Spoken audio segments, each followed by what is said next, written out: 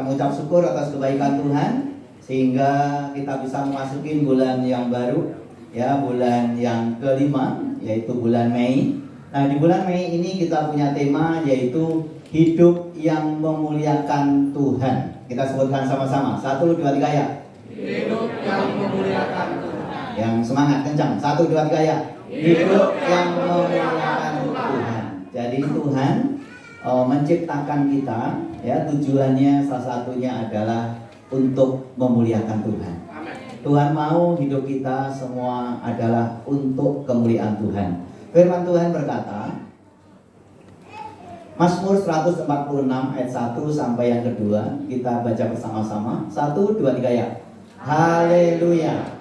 Pujilah Tuhan, hai jiwaku, aku hendak memuliakan Tuhan selama aku hidup, dan bermazmur bagi Allahku selagi aku ada. Pemazmur pun mengajarkan kepada kita bahwa selama kita hidup, selama kita ada, Tuhan mau supaya kita memuji dan memuliakan Tuhan.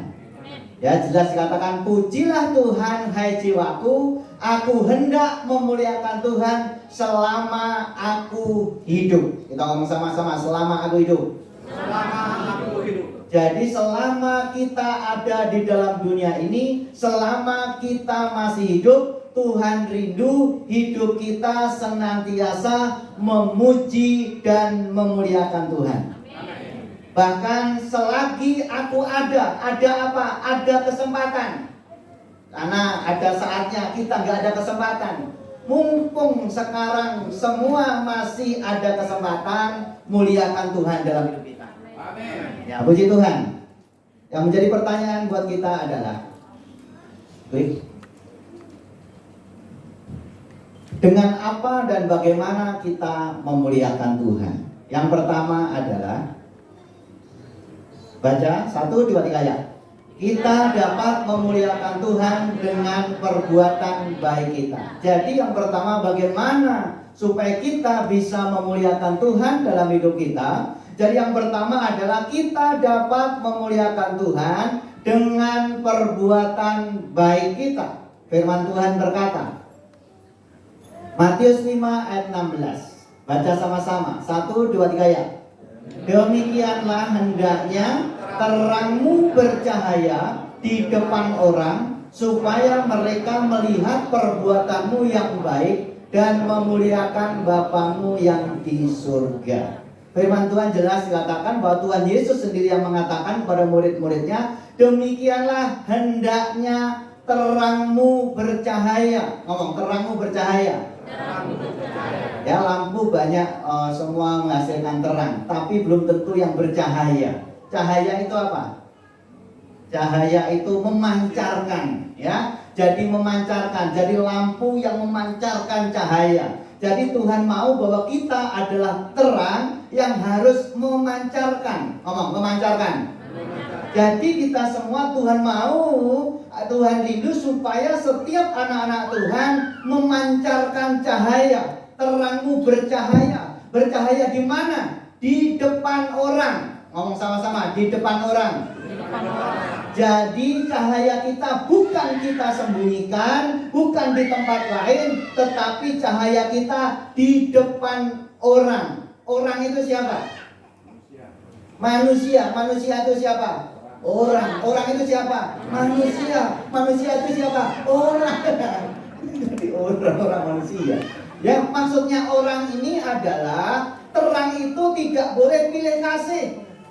Semua orang, ya, semua orang, baik besar, baik kecil, baik tua, baik muda, baik dari suku apapun, baik orang berpangkat atau tidak, firman Tuhan katakan, hendaklah terangmu bercahaya di depan mereka semuanya. Jadi ingat, untuk menjadi terang yang memuliakan Tuhan itu adalah terang yang tidak pandang bulu. Karena banyak orang itu baik hanya pada orang-orang tertentu. Baik hanya pada, saya dulu punya pengalaman, dan saya juga merasa juga gimana gitu. Maksudnya gimana? Saya itu punya teman kalau sama bosnya baiknya minta ampun. Baik sekali. Tetapi kalau sama bawahannya, waduh, dia juga minta ampun. Kasarnya minta ampun. Gak menghargai sama sekali. Dan waktu itu terjadi pada saya yang gak dihargai. Dan Tuhan gak mau seperti itu. Tuhan tidak mau membeda-bedakan. Hal yang baik tidak boleh dibeda-bedakan. Kepada bos kita harus tetap baik, kepada bawahan pun juga baik. Kepada orang tua kita juga harus baik, kepada anak-anak kita baik. Itu namanya bercahaya di depan orang. Supaya apa? Supaya mereka melihat perbuatanmu yang baik. Ngomong, melihat perbuatanmu yang baik. Jadi cahaya itu supaya apa? Lihat perbuatan kita yang baik. Setelah mereka melihat perbuatan kita yang baik di depan orang-orang tadi, maka mereka memuliakan Tuhan. Sehingga mereka berkata, iya benar loh, ada Tuhan di dalam hidup dia. Jangan seperti waktu kemarin saya pulang kampung. Terima kasih untuk doa-doanya sehingga saya bisa kembali lagi dengan baik. Dan waktu saya baru sampai hari pertama, ada orang yang datang ke rumah. Ada orang datang ke rumah, langsung dia ngomong gini, karena dia juga sering lihat TV, ya juga media-media sosial yang ada. Langsung pertanyaannya adalah ngomong begini, Pak, itu yang bunuh itu orang Kristen ya? Terus yang dibunuh juga orang Kristen ya Pak? Jawabnya susah. Yang tanya bukan orang Kristen. Terus saya jawab, iya Bu. Jadi yang bunuh orang Kristen, yang dibunuh orang Kristen. Yang marah-marah orang Kristen. Dalam kondisi yang seperti itu, apakah itu memuliakan Tuhan? Bahkan setelah pulang, ada dua pertanyaan lagi. Pak, itu dulu orang yang kesaksian ke gereja kemana-mana, tapi akhirnya dia cerai ya Pak. Dia kan orang terkenal, tapi dia sekarang cerai. Bahkan memperlakukan istrinya nggak baik. Apakah seperti itu memuliakan Tuhan? Tidak. Tuhan mau hidup kita memuliakan Tuhan. Amin. Kalau begitu justru mendukakan hati Tuhan. Pertanyaan-pertanyaan seperti itu bukan memuliakan Tuhan. Memuliakan Tuhan itu adalah meninggikan Tuhan, mengagungkan Tuhan. Supaya orang melihat Tuhan di dalam kehidupan kita. Tetapi kalau kesaksian yang seperti itu bukannya memuliakan Tuhan, tetapi justru mendukakan Tuhan. Oleh sebab itu, bagaimana supaya kita bisa memuliakan Tuhan? Yaitu dengan perbuatan baik kita. Perbuatan baik kita. Coba yang di bawah kita baca sama-sama. 1, 2, 3 ya. Berbuat baik dapat membuat orang lain bahagia. Kita sudah tahu kalau kita berbuat baik orang lain bahagia. Tetapi yang sering terjadi adalah kenapa kita sering membuat orang lain gak bahagia? Justru yang kita lakukan adalah hal-hal yang tidak baik. Kalau kita tahu berbuat baik itu membahagiakan istri, kenapa kita gak berbuat baik kepada istri kita supaya bahagia? Itu benar. Kalau kita tahu bahwa berbuat baik itu membahagiakan anak-anak kita, tapi kenapa justru kita sering menyakitin anak-anak kita? Tetapi hari ini, bagaimana supaya kita bisa memuliakan Tuhan? Pastikan semua yang di tempat ini belajar untuk berbuat baik. Orang yang baik, ingat nih, orang yang baik tidak akan terpengaruh apapun, tidak akan berubah walaupun orang itu tidak baik kepada kita. Walaupun orang itu mungkin kita sudah baik, tapi orang tidak baik kepada kita, tetaplah baik. Amin. Ngomong, tetaplah baik. Kenapa? Dengan berbuat baik, maka kita memuliakan Bapa di surga. Tepuk tangan buat Tuhan Yesus. Galatia 6 ayat 10. Baca sama-sama. 1, 2, 3 ya. Karena itu selama masih ada kesempatan bagi kita, marilah kita berbuat baik kepada semua orang, tetapi terutama kepada kawan-kawan kita seiman. Karena itu selama masih ada kesempatan, ngomong sama-sama, masih ada kesempatan. 1, 2, 3 ya. Berarti ada suatu kali nggak ada kesempatan lagi. Oleh sebab itu, selama masih ada kesempatan, mari kita berbuat baik kepada semua orang. Ngomong sama-sama, semua orang. Jadi Tuhan mengatakan bahwa kita harus berbuat baik kepada semua orang, mumpung masih ada kesempatan. Suatu kali saya ke rumah duka di Jelambar, tapi beberapa seminggu ini ada 2 jemaat Tuhan yang berpulang, ya, tapi anak-anaknya baik, semuanya saudaranya sudah merawat dengan baik. Tapi yang di Jelambar ini suatu kali kurang lebih 5 tahun yang lalu, anaknya, papanya ini ditelantarkan, bahkan tinggal sama mbaknya saja, mbak, ya, sehingga waktu saya besok atau apa kondisinya selalu susah. Suatu kali akan dipanggil oleh Tuhan. Setelah dipanggil Tuhan, anaknya teriak-teriak nangis, papa, papa, papa. Kenapa dia menangis seperti itu? Karena dia menyadari waktu ada kesempatan dia tidak berbuat baik pada papanya. Dia memperlakukan orang tuanya tidak baik. Tetapi waktu dia akhir papanya meninggal, dia teriak-teriak, minta ampun, minta maaf selama ini dia tidak berbuat baik. Saya katakan, walaupun kamu nangis, walaupun kamu teriak-teriak, sia-sia, gak ada gunanya. Mumpung saat ini, Bapak Ibu sekalian, kalau kita mungkin orang tua kita masih hidup, mumpung masih ada kesempatan, lakukan yang terbaik. Tepuk tangan buat Tuhan Yesus. Jangan sampai nyesel, baru setelah dipanggil Tuhan engkau nangis-nangis, percuma, gak ada gunanya. Mumpung masih ada, lakukan yang terbaik. Amin. Nah begitu juga kepada keluargamu, mumpung masih ada, jangan sia-siakan. Nanti baru nyeselnya adalah setelah dipanggil oleh Tuhan. Ya, oleh sebab itu berbuatlah baik kepada semua orang, tetapi terutama kepada kawan-kawan kita seiman. Klik. Kita baca statement ini. 1, 2, 3 ya. Kita harus menabur kebaikan untuk menuai kebaikan. Jangan harapkan kita akan mendapat kebaikan kalau kita tidak pernah memberikan kebaikan. Sehingga di ayat yang ke-9-nya itu dikatakan adalah jangan jemu-jemu berbuat baik. Karena kalau sudah datang waktunya, kamu akan menuai kalau engkau tidak menjadi lemah. Maksudnya apa? Maksudnya banyak orang itu berbuat baik, tapi akhirnya nggak mau berbuat baik lagi. Kenapa? Males, udah jemu. Karena apa? Waktu berbuat baik orang nggak baik, justru melakukannya tidak baik. Tetapi hari ini katakan, jangan jemu-jemu berbuat baik. Karena kalau tiba waktunya, engkau akan menuai kalau engkau tidak menjadi lemah. Maksudnya adalah kalau kita menabur yang baik tepat pada waktunya, yang baik akan turun atas kita. Tepuk tangan buat Tuhan Yesus. Haleluya. Taburlah yang baik. Ngomong kiri kanannya, kamu sudah baik belum?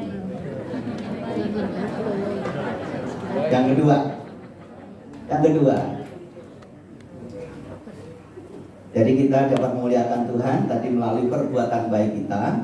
Memang perbuatan baik kita bukan untuk mencari keselamatan, tetapi ingat, gara-gara kita diselamatkan, kita lakukan yang terbaik. Yang kedua, baca sama-sama. 1, 2, 3 ya. Kita dapat memuliakan Tuhan dengan ucapan bibir kita. Ibrani 13 ayat 15. 1, 2, 3 ya. Sebab itu marilah kita oleh Dia senantiasa mempersembahkan kurban syukur kepada Allah, yaitu ucapan bibir yang memuliakan namanya. Kenapa Tuhan katakan jelas sekali, marilah kita oleh Dia senantiasa mempersembahkan kurban. Jadi kurban yang zaman dulu sebelum Tuhan Yesus mati di kayu salib adalah tentang domba, sapi yang disembelih, itu kurban. Tetapi sekarang setelah Tuhan Yesus tebus kita, bukan melalui sapi, domba lagi yang dikurbankan, tetapi Tuhan mau supaya kita mempersembahkan kurban syukur kepada Allah, yaitu ucapan bibir yang memuliakan namanya. Coba ya, senantiasa mempersembahkan, ngomong senantiasa. Senantiasa itu apa? Seterusnya. Ya, tidak boleh berhenti. Itu senantiasa. Maksudnya apa? Senantiasa selama kita hidup, Tuhan mau supaya kita mengorbankan ucapan syukur melalui ucapan bibir kita. Supaya senantiasa bibir kita memuliakan Tuhan. Coba lihat kiri kanannya yang punya bibir saja. Bibir kita selama ini memuliakan Tuhan atau tidak? Atau justru menyakiti hati Tuhan? Karena banyak orang bibirnya bukan memuliakan Tuhan. Karena Tuhan katakan melalui bibir yang sama engkau memuliakan Tuhan, tetapi bibir yang sama engkau mengutuk. Dan Tuhan katakan tidak boleh yang seperti itu. Tuhan mau senantiasa bibir kita memuliakan Tuhan. Klik. Baca 1, 2, 3 ya. Janganlah ada perkataan yang kotor keluar dari bibir mulut kita, tetapi pakailah bibir dan mulut kita untuk memuliakan Tuhan. Jadi pastikan bibir kita untuk membangun, bukan untuk mengutuk orang, bukan untuk ngomongin orang, bukan untuk menjatuhkan orang, bukan untuk membunuh orang. Karena apa? Gara-gara bibir orang jadi berantem. Gara-gara bibir orang jadi membunuh. Gara-gara bibir. Ya, sehingga ada bibir tak bertulang, ya, tidak. Bibir ya, iya. Kalau bibir ada tulangnya ya, oh ya ada. Kalau nggak ada cuer ya. Ya, nggak bertulang akhirnya gampang saja ngomong, ya, gampang saja ngomong, ya. Oleh sebab itu ingat bagi kita, janganlah kita ngomongin orang. Kita ngomonglah yang baik, yang membangun. Amin. Amin. Ya, jadi kalau kita di sini banyak gereja, ingat kita nggak boleh ngomongin gereja orang lain yang jelek. Kita nggak boleh ngomongin pendeta-pendeta, gembala-gembala yang jelek. Semuanya dipakai oleh Tuhan. Tepuk tangan buat Tuhan Yesus ya. Nggak boleh keluar dari mulut kita. Ya, biarlah mulut kita senantiasa berkata-kata yang baik. Karena menurut ucapanmu engkau akan dibenarkan. Menurut ucapanmu pula engkau akan dihukum. Ya, kalau engkau akan melihat hari-hari baik dalam hidupmu, jagalah perkataan kita. Karena hidup dan mati dikuasai oleh lidah. Dan siapa suka menggemakannya, siapa suka yang ngomong-ngomonginya, akan memakan buahnya. Baik. Lukas 17 ayat 15. 1, 2, 3 ya. Seorang dari mereka ketika melihat bahwa ia telah sembuh, kembali sambil memuliakan Allah dengan suara nyaring. Jadi ini ceritanya adalah waktu Tuhan Yesus mau ke Yerusalem, akhirnya dia melewati kota Samaria dan Galilea, dan setelah itu dia menjumpai 10 orang kusta.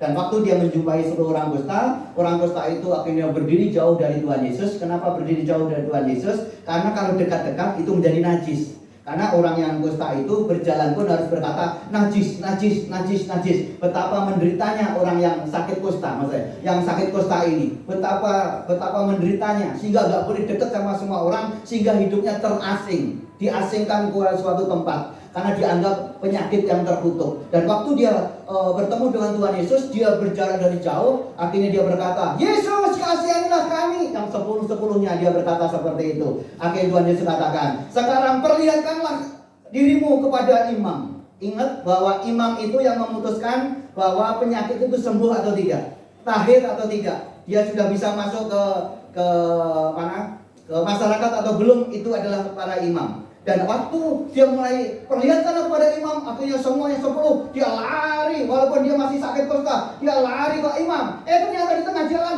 dia melihat keadaannya tubuhnya, sembuh.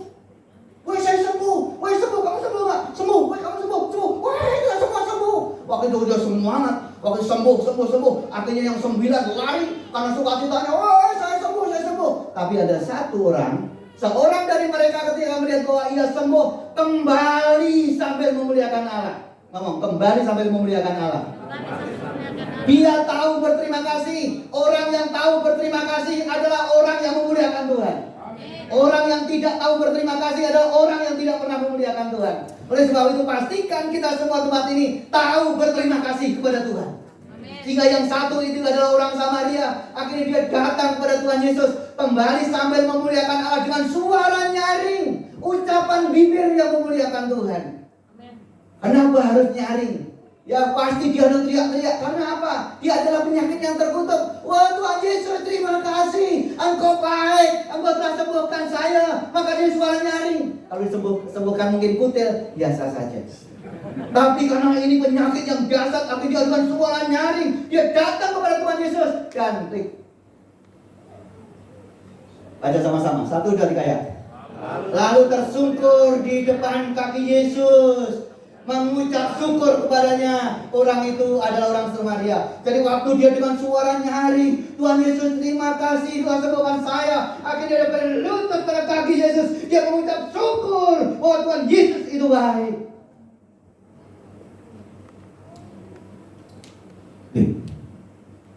Dan Tuhan Yesus berkata begini. Tadi yang disembuhkan kan ada 10.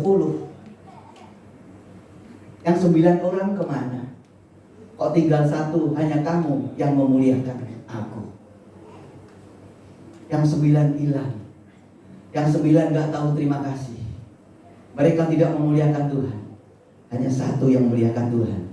Dan gereja Tuhan, anak-anak Tuhan tempat ini. Tepuk tangan buat Tuhan Yesus. Baca sama-sama. 1, 2, 3 ya. Memuliakan Allah berarti mengucap syukur kepada Allah dengan ucapan bibir kita. Sebelum ucapan bibir, garis bawahi dulu. Mengucap syukur kepada, memuliakan Allah berarti mengucap syukur kepada Allah. 1, 2, 3 ya. Memuliakan Allah berarti mengucap syukur kepada Allah. Jadi pastikan hidup kita, kalau engkau memuliakan Tuhan, mengucap syukur. Jangan gampang mengeluh. Jangan gampang menggerutu. Jangan gampang akhirnya terus keluh kesah dalam hidupmu. Tetapi dalam kondisi apapun, walaupun kau mungkin gajimu pas-pasan, kau berkata Tuhan terima kasih. Walaupun gaji pas-pasan, saya cukup Tuhan. Mengucap syukur. Mungkin suamimu sekarang hilang, Tuhan terima kasih untuk suamiku hilang. Memang doa saya seperti itu Tuhan. Ya, jangan begitu. Dia katakan Tuhan saat ini hilang, saya percaya dia akan kembali Tuhan. Mungkin saat ini dia lupa alamatnya, tapi saya percaya Tuhan akan berikan map untuk dia. Jadi kita mengucap syukur enak. Amin. Orang yang mengeluh, orang yang menggerutu, bisa nggak tersenyum? Nggak bisa. Tapi orang yang mengucap syukur bisa tersenyum. Amin. Enak loh hidup itu. Baca 1, 2, 3 ya. Muliakan Allah berarti mengucap syukur kepada Allah dengan ucapan bibir. Ku bersyukur Bapa, ku bersyukur Tuhan, buat kasih setiamu di dalam hidupku. Ku bersyukur. Stop. Enak dong. Kalau tidak bersyukur enak ya? Enak dong. Enak. Sebagai contoh adalah Mama Maria. Mama Maria itu mendapat anugerah luar biasa. Waktu itu Tuhan gerakkan langsung tanpa saya telepon Maria. Kamu datang ke rumah Maria yang di Simpro. Singkat cerita, saya datang. Ayo kita datang. Setelah doa siang, saya disuruh ke sana ke tempatnya Maria. Akhirnya berdoa, saya ajak ke rumah sana. Waktu saya ke sana, pas saya masuk, dia ada di mobil mau jalan. Lebih kurang kita terlambat 2 menit saja, udah nggak ketemu. Dan akhirnya kenapa ke sana? Dia mau dioperasi ke rumah sakit Cipto. Dan saya datang pas dalam kondisi lemah. Dia sudah di mobil, sudah mau jalan. Tante kita doa dulu dalam nama Yesus, singkat kita jalan. Udah selesai. Ternyata operasinya pernah gagal ya. Gagal. Dan yang dioperasi umur 71 tahun. Gagal. Wah ini makin drop mamanya. Ini ada di sini mamanya. Dan akhirnya singkat cerita, udah ini gimana? Dia sudah berserah juga kepada Tuhan. Singkat cerita, Saya juga nggak ngomong lagi. Yuk kita Tuhan suruh sana lagi. Waktu Tuhan suruh sana, mau jalan lagi. Ya, pas mau jalan lagi ke sana. Akhirnya kita doa lagi di mobil lagi. Dalam nama Yesus. Setelah dioperasi di ICU, nggak sadarkan diri berapa hari? 14 hari nggak sadar. Dan kita sudah nggak tahu harus bagaimana. Saya hanya berharap, akhirnya saya ngomong kepada keluarganya, udah kamu berharap saja kepada Tuhan, kita serahkan Tuhan. Waktu berharap kepada Tuhan, waktu mengucap syukur kepada Tuhan itu baik. Sekarang mamanya ibadah, walaupun harus pakai kursi roda. Tepuk tangan buat Tuhan Yesus. Tuhan Yesus baik. Amin. Tadi saya ngomong ke tante-tante, kalau itu kursi rodanya nggak usah taruh situ, taruh sana aja, buat duduk aja di sana. Ya, tadi saya mau gendong tapi takut saya nggak kuat. Takut nanti gending sama-sama gimana. Ya, nah oleh sebab itu gimana caranya gitu? Mengucap syukur. Mengucap syukur. Ya, kelihatannya nggak bisa. Dokter pun cuma ngomong, udah nggak tahu bagaimana dia. Dokter pun nggak tahu. Tapi ingat waktu mengucap syukur, tidak ada yang mustahil bagi Tuhan. Mengucap syukur memuliakan Tuhan. Ketiga, yang terakhir, ngomong kiri kanan, tumben cepet. Yang ketiga, baca sama-sama. 1, 2, 3 ya.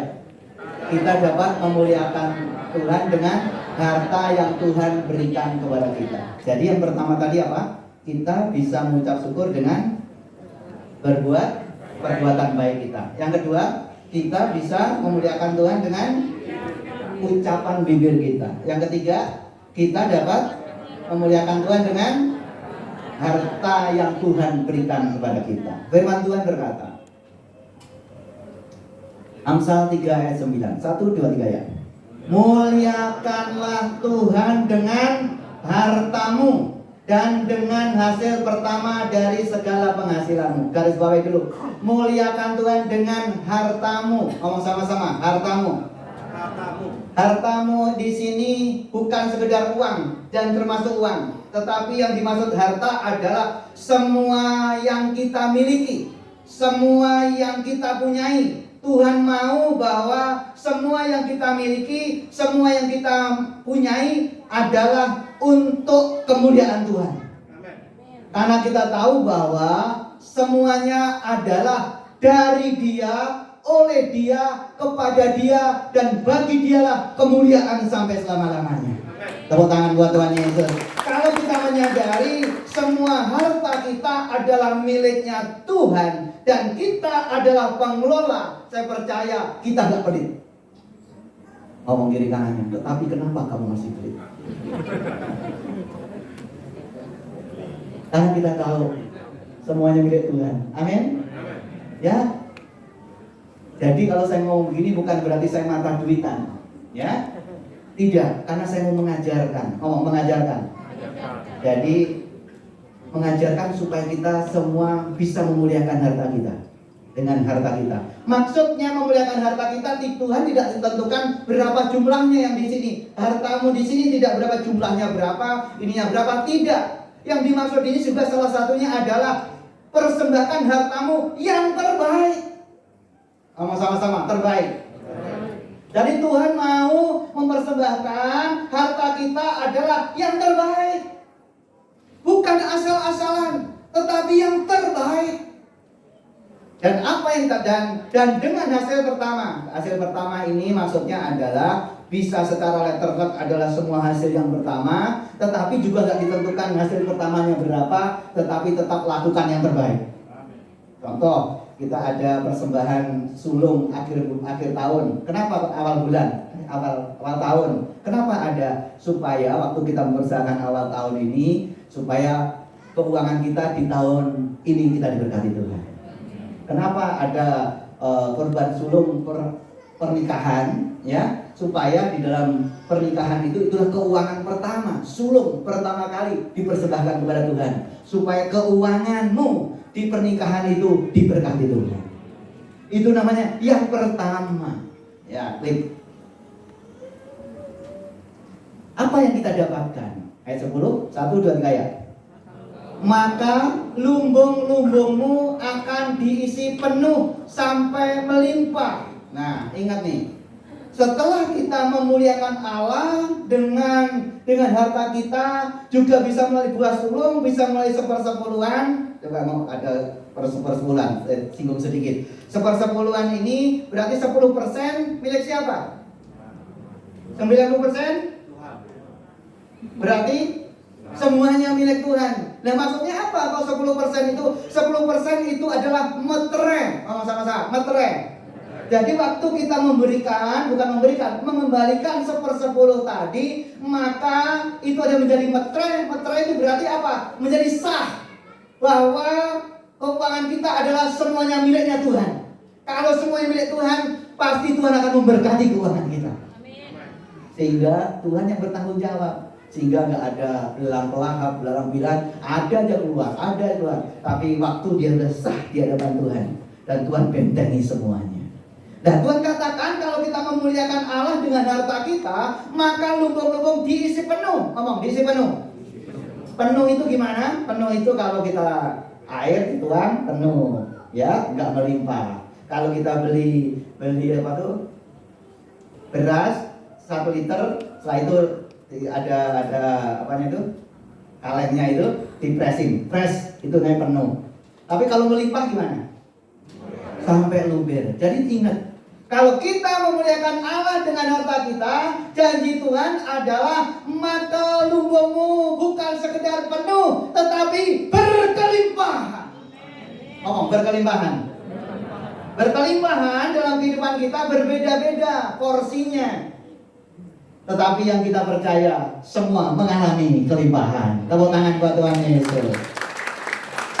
Jadi ingat, kenapa kok Tuhan ngomong supaya kita memuliakan dengan harta kita? Karena banyak orang hartanya dipakai untuk kemuliaan sendiri.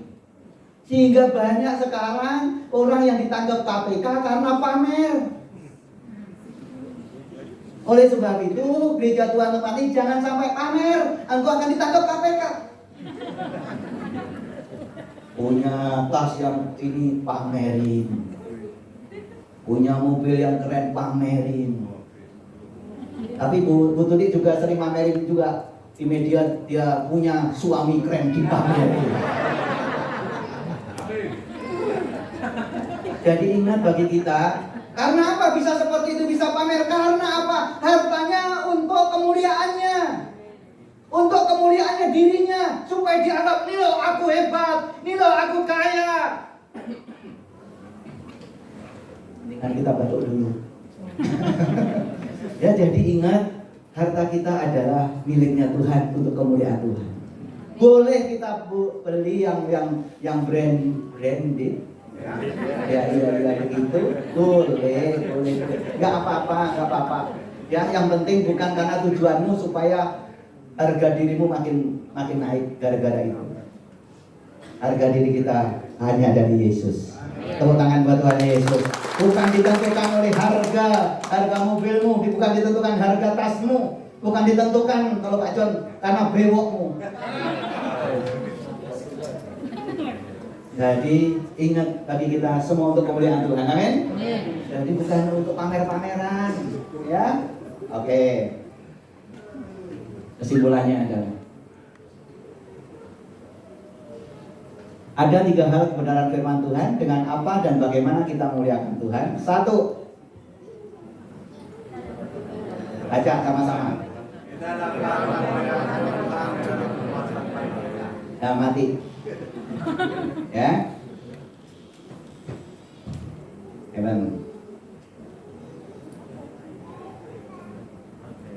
Oke. 1, apa? Kita dapat memuliakan Tuhan dengan perbuatan baik kita. 2, kita dapat memuliakan Tuhan dengan ucapan bibir kita. 3, kita dapat memuliakan Tuhan dengan harta yang Tuhan berikan. Tepuk tangan buat Tuhan.